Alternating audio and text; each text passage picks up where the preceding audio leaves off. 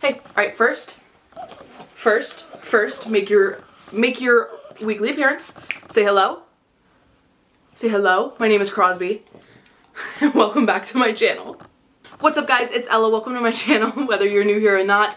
Today I'm going to be doing fall book recommendations. If you see the little guy up there or you hear any random noises, I apologize. I feel like I have to say that in every video, but he just is incredibly attached to me, doesn't leave me ever, and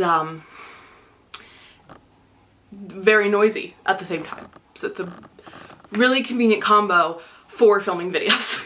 So today we are going to be doing fall book recommendations. If you watched my summer book recommendations video, I kind of liked the format that I did that in, which was I did 5 books that I read that I think you should read for summer, and 5 books that were on my summer TBR.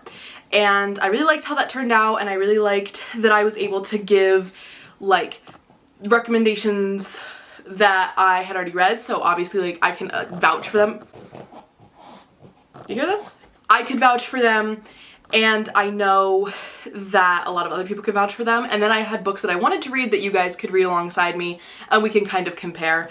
So that's what this video is going to be. That's going to be the format of this video.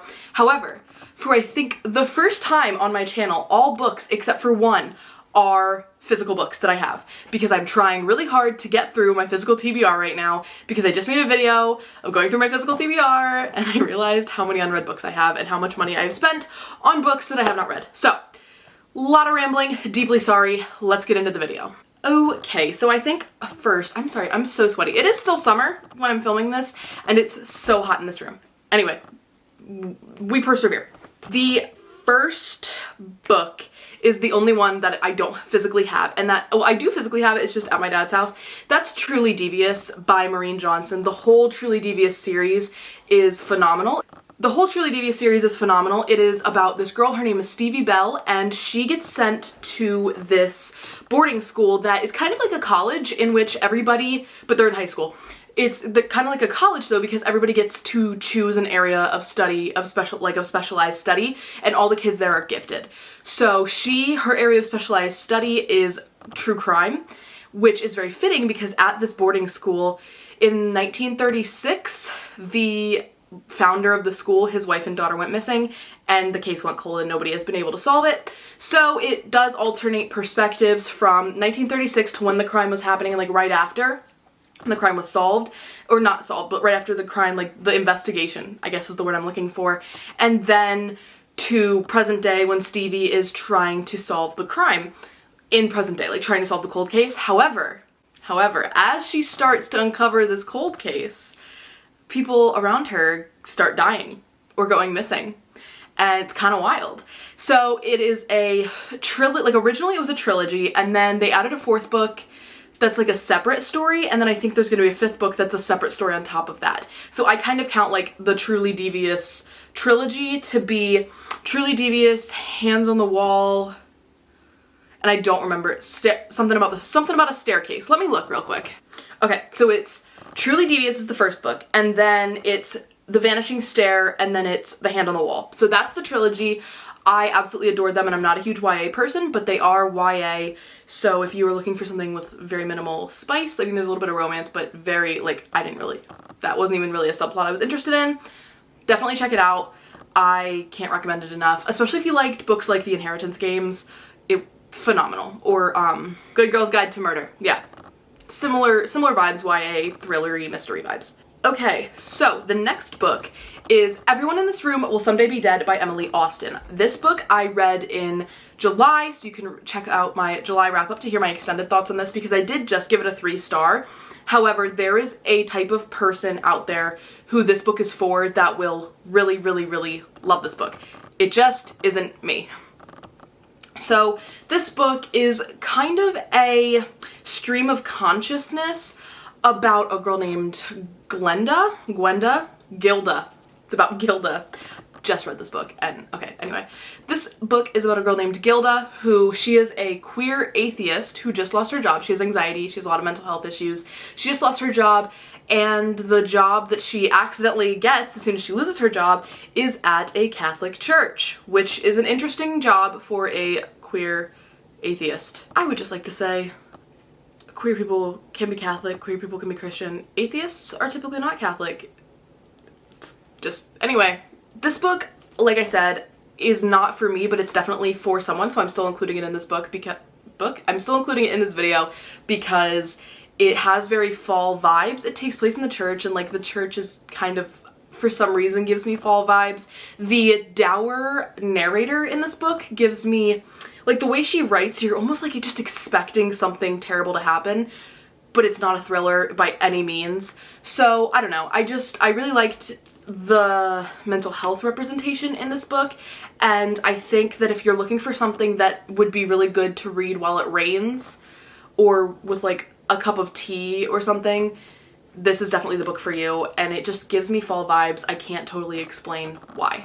The next book is The Atlas 6 by Olivie Blake. This book is absolutely phenomenal. I think I gave this 5 stars. I either gave this 4.5 or 5 stars. This book is a dark academia fantasy about a group of 6 people that are competing for a place in the Alexandrian Society. The Alexandrian Society is that, like, if the Library of Alexandria didn't burn down, the Alexandrian Society are the caretakers of this, you know, ultimate library of knowledge. Everybody in this book has a specific kind of power, because in this world there are people with powers and people without powers, and everybody in this book has some kind of power, and they are the best at utilizing whatever power they have. So there is a competition to see there's only allowed to be 5 new members in each, like, induction class to the Alexandrian Society, and there's 6 people, the Atlas 6. So one person gets eliminated. In what way? You have to read to find out. Dark academia takes place in, like, England, which I think England always kind of has fall vibes, and it's just look at that cover. Isn't that fall energy? Absolutely love it. Absolutely just can't wait for the second one, and highly, highly, highly recommend. The Highland Fling. I recommend this book all the time. Please read it. Please read it.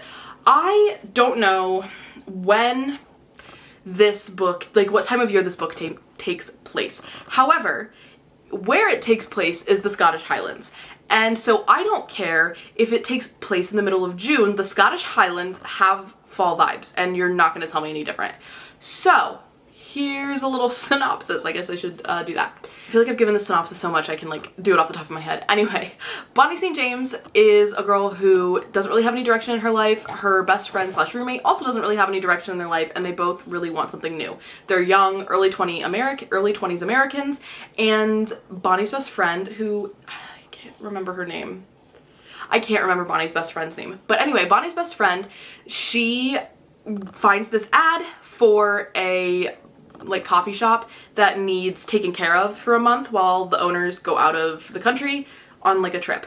And they get there, they take this job, they get this job, they get to the Scottish Highlands, which is where the fall vibes come in, because like I said, I don't care. They get there and they realize that the couple who owns the coffee shop has a son who does not know that they're going out of town and left the store in the hands of these young girls, and he is not thrilled about it.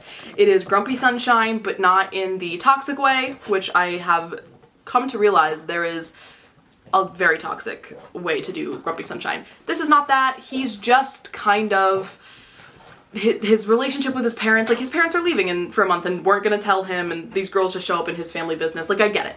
So, Grumpy Sunshine, if you liked It Happened One Summer, you'll like this book, which might be a preview of coming videos, I'm just saying. The next book is The Dead Romantics by Ashley Poston. First of all, this cover, amazing. I absolutely love this cover.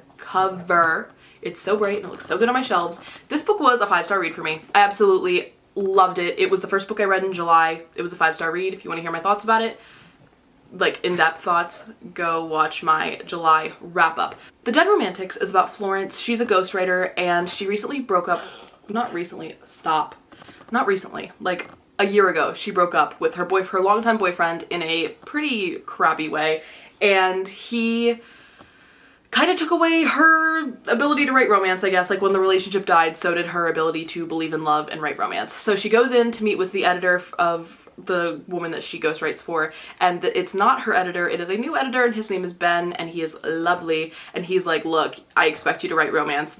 You signed a contract to ghostwrite romance books. You need to write romance. So she's like, okay, I don't really know how to do that. And that night she like goes home and she gets a call that her dad died.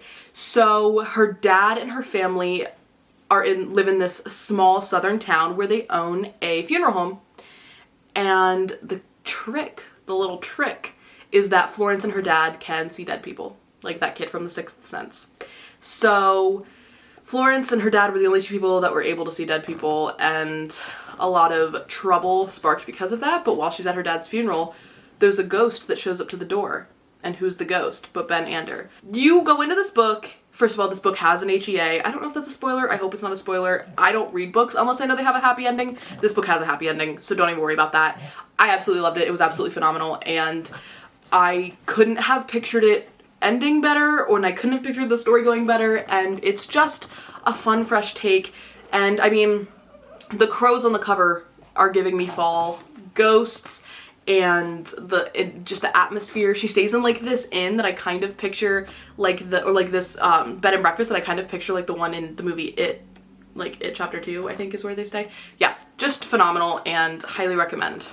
Now we are going to be talking about books that I want to read in the fall. These are all physical books because, like I said, I'm trying to get through my physical TBR, or I'm trying to at least make a significant dent in my physical TBR. The first one, I don't really totally know why I want to read it in the fall. It just doesn't give me summer vibes, and that's Shatter Me. I really want to dive into this series, but this book just doesn't give me summer vibes, and I'm not in the mood to pick it up right now.